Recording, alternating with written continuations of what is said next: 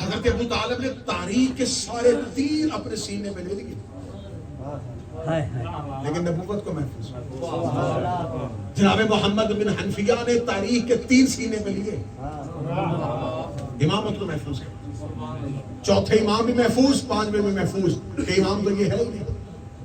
جب چوتھے اور پانچویں امام دونوں زندان سے رہائی پا کے واپس مدینے پہنچ گئے, جب تک وہ نہیں پہنچے محمد حنفیہ خاموش رہے.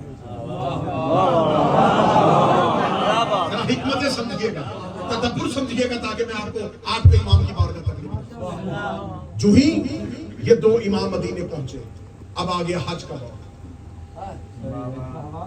اب حج پہ یہ فیصلہ ہونا ہے کہ حج کا خطبہ امام دیتا ہے. اب علی زین العابدین کے ماننے والے بھی حج پہ ہیں, اور محمد حنفیہ کے ماننے والے فرقہ کیسانیہ کے لوگ بھی حج پہ ہیں. اب جو ہی حج کا موقع آیا تو محمد حنفیہ کے ماننے والوں نے کہا آپ خطبہ دیں گے کیونکہ آپ امام ہیں. امام علی زین العابدین کے ماننے والوں نے کہا آپ کو خطبہ دینا ہے کیونکہ امام مبارک آپ ہیں. بھتیجا جانتا تھا کہ چچا کی مصلحت کیا ہے, اور چچا جانتا تھا کہ بھتیجا. اب تاریخ نے کہا کہ یہ آفر جناب محمد حنفیہ کی طرف سے پیشکش کی گئی. جناب محمد حنفیہ نے کہا دیکھو تلواریں نہ نکالنا, حج کے موقع پر کوئی دنگا فساد, کوئی لڑائی نہ کرنا, کوئی قتل و غارت نہیں ہوگی, یہ اللہ کا گھر ہے, یہ حرم پروردگار. تم کیا چاہتے ہو میں خطبہ دوں؟ وہ چاہتے ہیں علی زین العابدین خطبہ دیں. تم یہ فیصلہ کیوں کر رہے ہیں؟ امام تو اللہ بناتا ہے نا, تو پھر تم لوگ فیصلہ کیوں کر رہے ہیں؟ ایسا کرتے ہیں فیصلہ حجر اسود سے لیتے ہیں.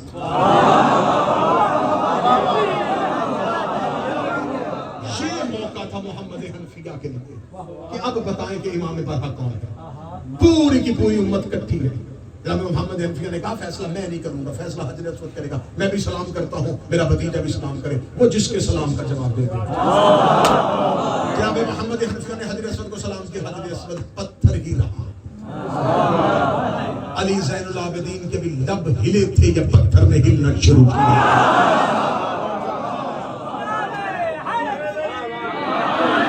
حجر اسود اپنی جگہ سے حرکت میں آیا اور سلام کا جواب دیا. جو بھی سلام کا جواب دیا, محمد حنفیہ کے چہرے پہ مسکراہٹ آئی. مسکراتے ہوئے وہاں ضعیفی میں وہاں گئے جہاں علی زین العابدین تھے. ان کا ہاتھ پکڑ کر بلند کر کے سنو, یہ میرا بھی امام ہے, تمہارا بھی امام ہے. اب میں صدر خطابت کی کہنے لگا ہوں, قربان ہو جاؤں محمد حنفیہ تیرے, تو نے سجاد کی امامت کے لیے غدیر کا انتظام کیا.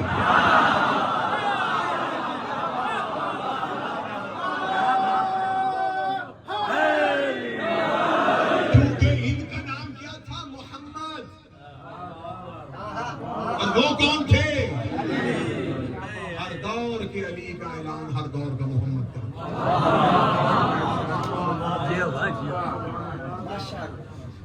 یہی پر ایک وجہ ہے کہ جناب مختار پہ جو تانے اور جو تیر کاٹے جا رہے ہیں نا, کہ مختار نے قیام کیا تھا, زین العابدین مولا سے کوئی اجازت نہیں لی, اور حکم امام کے بغیر تو جہاد ہو ہی نہیں سکتا, قیام ہوتا ہی نہیں ہے. جب حضرت ابراہیم ابن مالک اشتر آئے تھے مولا سید الساجدین کے پاس کہ مجھے مختار کہتا ہے کہ میرے لشکر میں آ جاؤ, تو کیا مجھے مختار کے لشکر میں جانا چاہیے؟ کیا یہ قیام امام برحق کی اجازت کے ساتھ ہو رہا ہے؟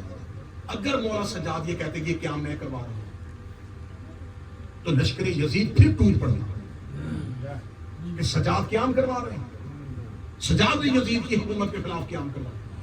امام زین العابدین نے خاموش ہو کے ابراہیم بن مالک اشتر سے کہا یہ فیصلہ میں نہیں کروں گا, میرے چچا محمد حنفیہ کریں. اور جب مختار رات کی تاریکی میں جناب محمد حنفیہ سے ملنے کے لیے گیا تھا کہ مجھے بتائیں یہ جو میں تلوار نکال رہا ہوں, قتل حسین کے لیے قیام کر رہا ہوں, اس کے لیے میرا مولا سجاد راضی ہے کہ نہیں؟ جناب محمد حنفیہ اپنی جگہ سے اٹھے, گئے, تبرکات والا صندوق کھولا اور ایک چمڑے کے جلد کے اندر سے خط نکالا. جناب مختار نے کہا یہ کیا آقا؟ فرمایا میرے بابا علی نے مجھے یہ خط دیا. ایک وقت آئے گا بنو سقیف میں سے ایک نوجوان آئے گا تو اسے ایک اجازت دیں گے. باقی دستار امامت میں اپنے بیٹوں کے حوالے کر رہا ہوں, یہ امانت میں تیرے حوالے کر رہا ہوں. اور اور یہ بات ذہن میں رکھنا، جناب مختار نے محبت کا ثبوت دیا تھا، قتل حسین کا انتقام نہیں لیا تھا۔ قتل حسین کا انتقام ابھی باقی ہے، اس لیے تو ہم اپنے آقا اپنے ولی اللہ صلی اللہ علیہ وسلم کو کہتے ہیں منتقم خون حسین کا وارث، انتقام لینے والا میرا 12واں امام ہے۔ جناب مختار نے بدلہ لیا ہے محبت کی وجہ سے، خون حسین کا انتقام ابھی باقی ہے۔ ایک شخص نے آگے امام سے سوال کیا تھا کہ مولا اگر خون حسین کا انتقام ہی لینا تو مختار نے کیوں لیا، علی زین العابدین نے کیوں نہیں لیا؟ پھر چھٹے امام نے کہا تمہیں کس نے کہا ہے کہ مختار نے انتقام لے لیا ہے؟ مختار نے انتقام نہیں لیا؟ فرمایا نہیں، مختار نے تو محبت کا ثبوت دیا ہے، ہمارے محمد نے اس کو دعا دی ہے۔ مولا سید الساجدین نے یہ قیام کیوں نہیں کیا؟ فرمایا اگر سجاد بدلہ لیتے تو صرف اس دور کے یزیدیوں سے لیتے۔ کہاں بیٹھا گیا جملہ کہہ دیا، کہاں میں نے یہ جملہ کہہ دیا؟ اگر سید الساجدین انتقام لیتے تو صرف اس دور کے یزیدیوں سے لیتے۔ انتقام 12ویں کے ذمے ہے تاکہ ہر دور کے یزیدیوں سے لے سکے۔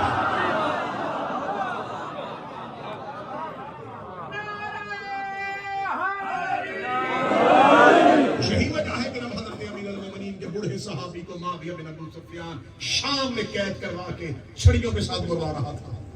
اس مفسر قرآن صحابی کے سامنے آ کے یزید کے باپ نے کہا تھا قتل ہو رہا ہے میرے ہاتھوں، چل تو قرآن کا مفسر ہے، میں تجھے اتنی اہمیت تو دے سکتا ہوں، اتنا بتا کیسے قتل ہونا چاہتا ہے، تیر سے کروں، تلوار سے کروں، خنجر سے کروں، سولی پہ لٹکاؤں؟ چل تجھے اتنا اجازت دیتا ہوں، جیسی موت تجھے چاہیے ویسی دوں گا۔ اس علی کے بڑے صحابی نے زخمی آنکھیں کھول کے کہا بالکل ویسے موت دے جیسے آخری امام کے دور میں تو میرے ہاتھوں سے مرنا چاہتا۔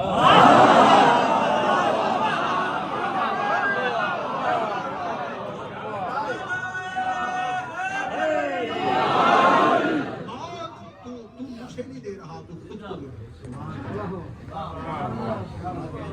یہ پہلا فرقہ تھا، یہ کس دور میں آیا؟ چوتھے امام کے دور میں۔ متوجہ بات کی جانا، اسی فرقے کا ایک ماننے والا تھا، فرقہ کیسانیہ کا ماننے والا تھا۔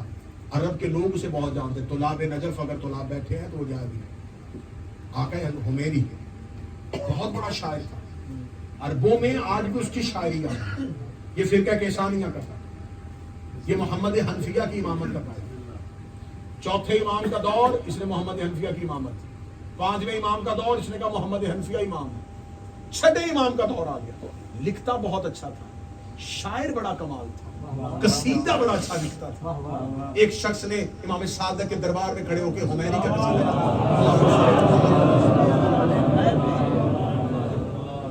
آقا حمیری کا قصیدہ پڑھا۔ امام جعفر صادق نے اس سے پوچھا یہ کس شاعر کا کلام ہے؟ بڑا کمال لکھا ہے کسی نے؟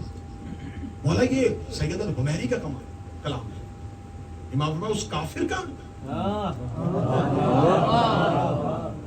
امام نے کہا یہ اس کافر کا لکھا ہوا ہے۔ بات دربار سے حمیری تک پہنچ گئی۔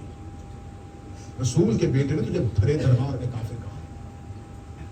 یہ دربار امامت میں آ گیا، اس نے دربار امامت میں آ کے کوئی گستاخی نہیں کی، قدموں پہ سلام کیا، سلام کر کے کہنے لگا میں آپ کے باپ سے محبت کرتا ہوں، اس کے باپ سے محبت کرتا ہوں، ان کے باپ سے۔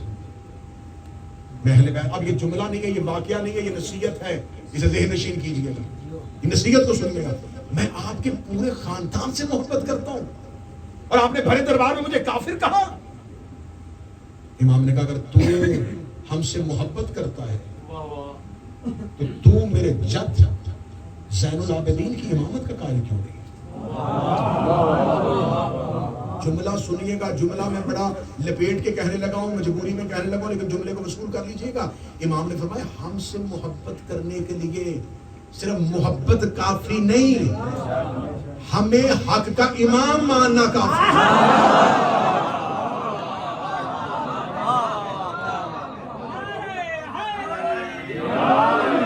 اچھا میں نے جملہ بھی روکا ہوا تھا، میں جملہ دینے لگا۔ امام فرماتے ہم سے محبت کرنے کے لیے صرف ہمیں محبت کافی نہیں، ہمارے علاوہ کسی کو امام نہیں کہنا۔ جب ہم امام ہیں تو ہم ہی ہیں۔ تو میرے جد زین العابدین کی امامت کا قائل کیوں نہیں؟ تو میرے جد محمد باقر کی امامت کا قائل کیوں نہیں؟ تو میری امامت کا قائل کیوں نہیں؟ اس نے کہا فرزند رسول میں اس لیے ان کی امامت کا قائل نہیں ہوں کہ حسین ابن علی جاتے ہوئے اپنے تبرکات محمد حنفیہ کو دے کے گئے. فرمایا کہاں ہے تمہارا امام؟ فرمایا غیبت میں ہے، آخری دور میں وہی ظاہر ہو. امام نے فرمایا اس وقت محمد حنفیہ کہاں ہے؟ کہنے لگے پردہ غیبت ہے. تو کب ظاہر ہوں گے؟ فرمایا جب اللہ چاہے گا. جب ہماری نے کہا جب اللہ چاہے گا. امام جعفر صادق نے کہا اگر میں چاہوں تو ظاہر کروں.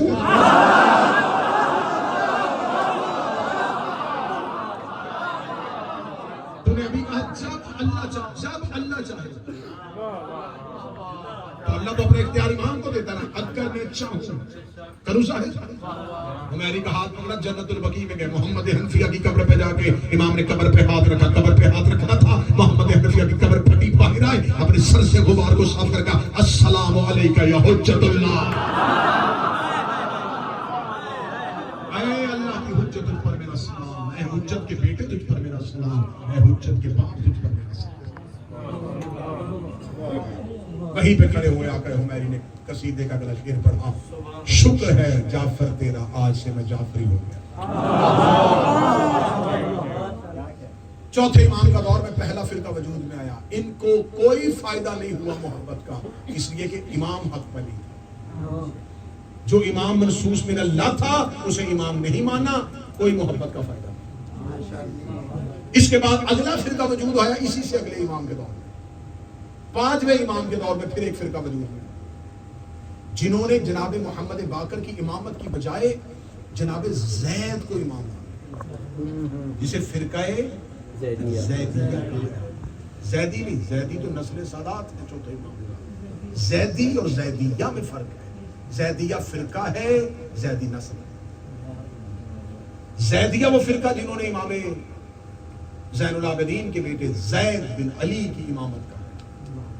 جناب زید نے امامت کا دعویٰ نہیں، بالکل ایسے جیسے محمد حنفیہ نے امامت کا دعویٰ. انہوں نے کہا نہیں، زید امام ہے.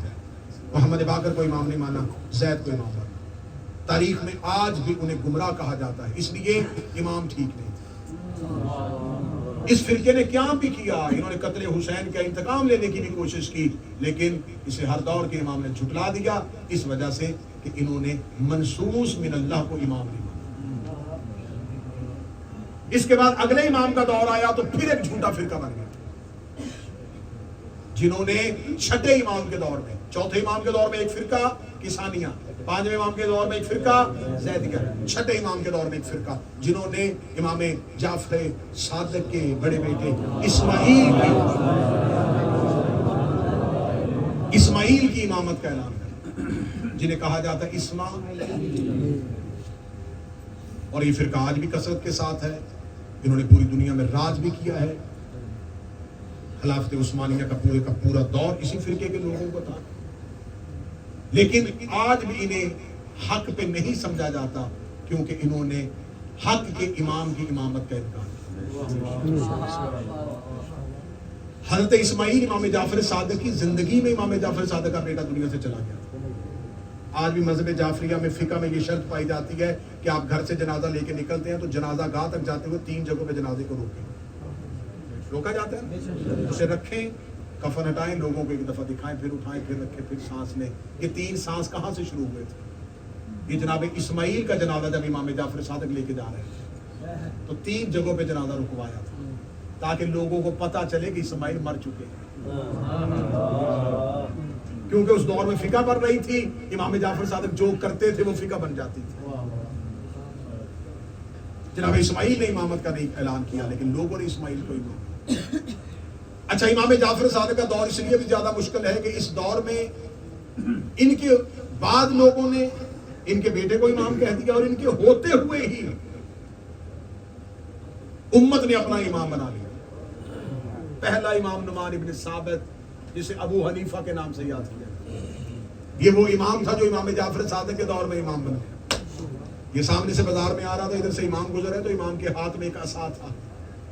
ابو حنیفہ نے امام جعفر صادق کے ہاتھ میں ایک عصا دیکھا، دیکھ کے کہنے لگا جعفر صادق ابھی تو بوڑھا تو نہیں ہوا، عصا کے سہارے پہ چلتا ہے. امام نے کہا میں کمزوری کی وجہ سے عصا کے سہارے پہ نہیں چل رہا، میں نے یہ عصا اس لیے ہاتھ میں لیا ہے، یہ میرے نانا کا عصا ہے. میں نے کمزوری کی وجہ سے ایسا ہاتھ میں نہیں لیا، میں نے ایسا ہاتھ میں اس لیے لیا ہے، یہ میرے نانا رسول اللہ کا عصا ہے۔ نانا رسول اللہ کے عصا کا نام آنا تھا، ابو حنیفہ اکیلا نہیں آ رہا تھا، اس کے پیچھے اس کے ماننے والے تھے، اس کے پیچھے اس کے مقلدین تھے، اس کے پیچھے اس کے پیروکار تھے، یہ پورے کے رش کے ساتھ پورے پروٹوکول کے ساتھ آ رہا تھا۔ امام اکیلے اپنے گھر سے نکلے تھے، امام نے فرمایا یہ میں نے کمزوری میں نہیں لی، میں نے ٹیک لینے کے لیے، سہارا لینے کے لیے نہیں لیا، یہ عصا اس لیے ہے یہ میرے نانا رسول کا عصا ہے۔ جو ہی ابو حنیفہ رسول اللہ نانا رسول کا عصا ہے، یہ جلدی سے دوڑا اور جا کے عصا کو چومنا شروع کر دیا۔ جب یہ عصا کو چوم رہا تھا، امام نے عصا کو پیچھے کیا، پھر کہتے نعمان کیا ہو گیا ہے تمہیں، کیوں چوم رہا ہے؟ کہنے لگا میں لکڑی نہیں چوم رہا، میں اس لیے چوم رہا ہوں، یہ رسول کا عصا ہے، یہ رسول کا عصا ہے، یہ رسول کا عصا ہے۔ جعفر صادق کے چہرے پہ جلال کی شکل آئی، امام نے اپنی آستینوں کو الٹا، فرمایا لکڑی کو چوم رہا ہے، یہ خون محمد ہے، یہ گوشت ہے محمد، یہ جسم ہے محمد، یہ لہو ہے پیغمبر۔ جو لکڑی رسول کے ہاتھ میں آئی تو اس کا حیات تو کر گیا، لیکن جو پورے کا پورا محمد کا، جس کا لہو پیغمبر۔ پھر یہ امام میں بڑی جلدی ختم کر رہا ہوں، نتیجے پہ آ گیا۔ پھر اس کے بعد ایک فرقہ وجود میں آیا جو میرے 8ویں امام کے دور میں آیا، علی بن موسیٰ رضا کے دور میں۔ اس فرقے کو کہا جاتا ہے واقفیہ فرقہ۔ یہ وہ لوگ تھے جو امام موسیٰ کاظم کی امامت کے قائل تھے۔ یہ کہتے تھے کہ امامت جعفر صادق پہ آ کر رک گئی، بس اب اس کے بعد کوئی بھی امام نہیں ہے۔ یہ فرقہ کب وجود میں آیا؟ جب امام رضا علیہ السلام والی خراسان کا میرے مالک کا، اس فرقے کا جو سربراہ تھا وہ مر گیا، خبر امام تک پہنچی، کسی نے کہا مولا ولی حقانی جو ہے وہ مر گیا ہے، جو فرقہ واقفیہ کا جو سربراہ تھا وہ مر چکا ہے۔ امام نے فرمایا جہنم میں گیا ہے، مولا اس کی آج رات قبر کے اندر ہے۔ مولا فرمایا تم قبر کے باہر دیکھو گے، میں قبر کے اندر دیکھ رہا ہوں۔ پھر اس کے بارے میں امام علی بن موسیٰ رضا نے فرمایا تھا، امام فرماتے جب وہ قبر کے اندر تھا اور فرشتوں نے آ کے منکر نکیرین نے اس سے پوچھا، نکیرین نے جب پوچھا کہ رب کون ہے، اس نے کہا اللہ، تیرا نبی کون ہے، اس نے کہا مصطفیٰ، تیری کتاب کون سے قرآن، تیرا قبلہ کیا ہے کعبہ، تیرا امام فرمایا علی، اس کے بعد حسن، اس کے بعد حسین۔ امام رضا کہتے ہیں میں خود اس کی قبر کے اندر تھا، امام فرماتے میں خود اس کی قبر کے اندر تھا جب نکیرین نے پوچھا، جعفر صادق تک اس سے پوچھا، جعفر صادق تک اس نے جواب دیا۔ جو ہی اس نے پوچھا اس کے بعد امام کون ہے، امام فرماتے میں قبر میں موجود تھا لیکن یہ مجھے دیکھ نہیں رہا تھا، میں سامنے بیٹھا تھا لیکن اس کی زبان کام نہیں کر رہی تھی۔ نکیرین کی آواز ہے مولا بھی اجازت دے اس کی قبر کو جہنم کے شعلوں سے بھر دے، کیونکہ اس نے اپنے امام کو دیکھا ہے، پہچانا ہے۔ بس یہاں بات لے کے آنا چاہتا تھا اپنے آدمیوں کے لیے، اپنے نوجوانوں کے لیے۔ امام فرماتے میں قبر کے اندر موجود تھا، وہ مجھے دیکھ رہا تھا، پہچان نہیں رہا۔ امام زین العابدین موجود تھے لیکن کیسانیاں دیکھ رہے تھے، پہچان نہیں رہے۔ امام محمد باقر موجود تھے، زیدیہ دیکھ رہے تھے، پہچان نہیں رہے۔ موسیٰ کاظم موجود تھے، اسماعیلی دیکھ رہے تھے۔ آج امام موجود ہے، ہم دیکھ رہے ہیں۔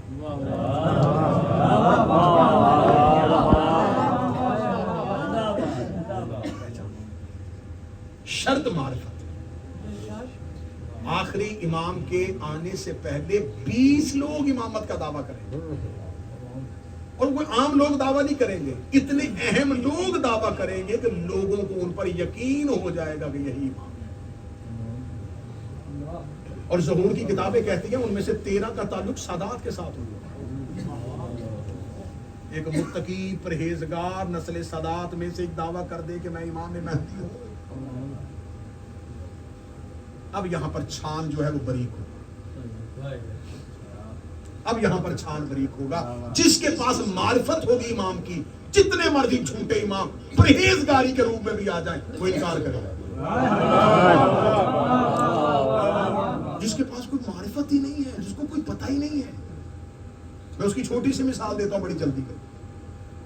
جب کوفہ میں جناب مسلم بن عقیل پہنچ چکے تھے, ابن زیاد کو کوفے کا حاکم بنا کے بھیجا گیا.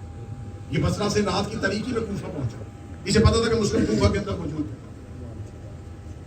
اس نے کہا کہ میں, کیونکہ لوگ انتظار کر رہے تھے حسین کا کہ حسین آ رہے, مسلم پہنچ چکے ہیں اور حسین رستے میں ہیں اور حسین آنے والے, بس ابھی حسین آنے والے, ابھی حسین آنے والے.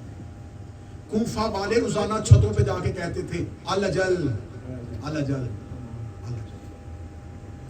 جلدی آئیے جلدی آئیے جلدی. کوفے والے خط بھی لکھتے تھے, امام کو عریضے بھی لکھتے تھے, امام کو بلاتے بھی تھے, معرفت نہیں تھی.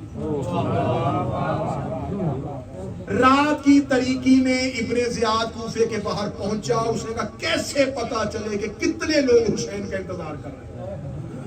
اس نے کہا ابھی چیک کر لیتے. اس نے گھوڑے کو روکا. اس نے کہا ہاشمی کون سا لباس پہنتے ہیں؟ ہاشمی سیاہ امامہ سر پہ رکھتے ہیں, سیاہ لباس پہ تن کرتے ہیں, یا سبز امامہ سر پہ رکھتے ہیں. اس نے ہاشمی والا لباس پہنا, عربی گھوڑا استعمال کیا. غلاموں کو بھی عربوں کے وہ لباس مخصوص پہنائے جو ہاشمیوں کے نوکروں کے ہوتے. رات کی تاریکی میں وہ کوفے میں داخل. کوفے والوں نے گھروں کے دروازے کھول دیے, حسین آ گئے, حسین آ گئے, حسین آ گئے, حسین آ گئے. پورا کوفہ ابن زیاد پہ ڈالا, حسین آ گئے, حسین آ گئے, حسین آ گئے. اور وہ نقاب پہنے ہوئے ایک ایک چہرہ دیکھ رہا تھا. اچھا یہ بھی حسین پہنا, یہ بھی حسین. وہ نقاب پہنے ہوئے چل رہا تھا کوفے میں, اور لوگ اس کے گھوڑے کو چوم رہے تھے, اس کے ہاتھوں کو چوم رہے تھے. حسین آ گئے, حسین آ گئے, حسین آ گئے. میں کربلا میں بیٹھ کے جملہ کہنے لگا ہوں, یہ جملہ نہیں ہے, تمہارے کفن کا تعویذ ہے. معرفت کم ہو تو بندے ابن زیاد کو بھی حسین سمجھ لیتے.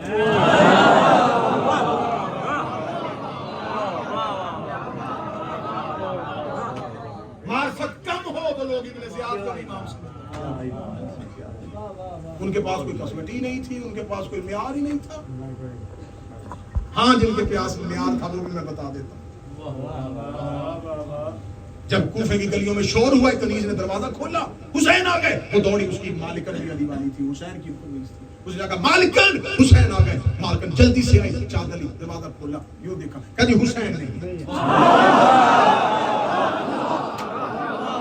اس نے کہا مالکن سارا کوفہ بازار میں اگر تو نے کیسے کہا حسین نہیں. اس نے کہا حسین ہوتا تو رات کی طریقی میں چھپ کے نہ آتا.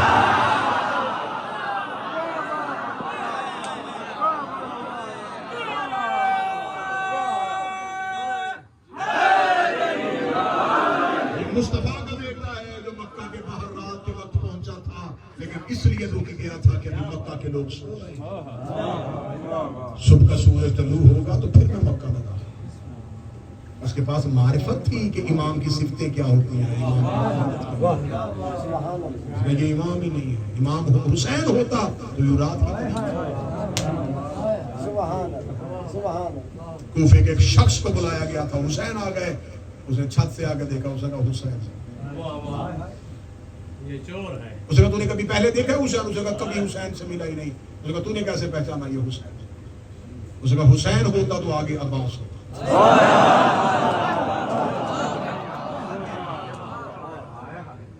جن کے پاس معرفت ہوتی ہے انہیں پتا ہوتا ہے کہ امام سے پہلے کون آتا ہے.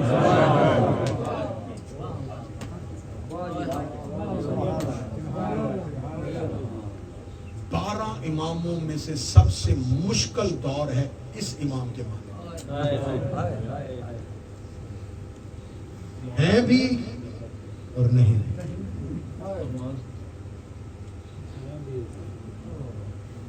شیعہ سمجھتے ہیں شاید غیبت الہی ارادہ ہے. بے شک الہی ارادہ ہے, لیکن غیبت امتحان ہے امت کا, امتحان ہے. یہ غیبت آزمائش ہے شیعوں کی, یہ غیبت جبر ہے شیعوں کہ تمہارے درمیان رکھوں گا لیکن تمہیں اس تک آنے نہیں دوں. کون سا شیعہ جسے نہیں پتا کہ شب جمعہ 1.25 لاکھ نبی کربلا؟ کسے نہیں پتا کہ شب جمعہ میرے وقت کا امام کربلا میں. تو جب سب کو پتا ہے کہ حسین کا بیٹا آیا ہوا ہے تو بتاؤ کس کس نے ملاقات کی؟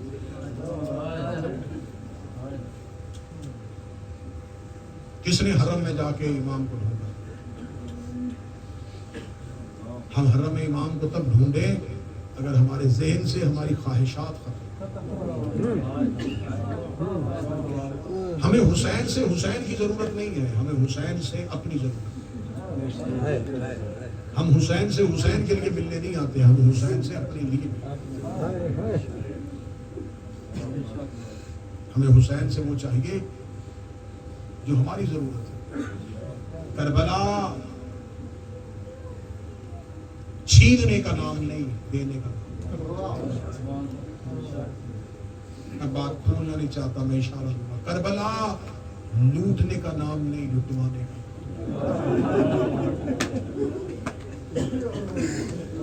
9 لاکھ کا ارادہ تھا حسین سے لوٹے. قتل کریں گے بادشاہت ملے گی، قتل کریں گے زمین ملے گی، قتل کریں گے جگیر ملے گی. 72 لوٹے نہیں آئے تھے.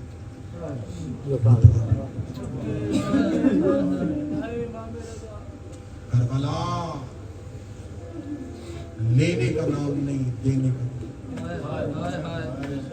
کربلا خراج کی زمین. کربلا میں حسین کی بارگاہ میں خود کو پیش کر. شب جمعہ ہے، انبیاء مہمان ہیں اور حسین میزبان. بقیہ سے سیدہ مہمان ہیں، حسین. شب جمعہ حسین بڑے مصروف ہوتے ہیں، توحید کا دفتر سجاتے ہیں. شب جمعہ انبیاء حسین کو حسین کا پرسہ دینے کے لیے. کامل زیارت میں ہے کہ اگر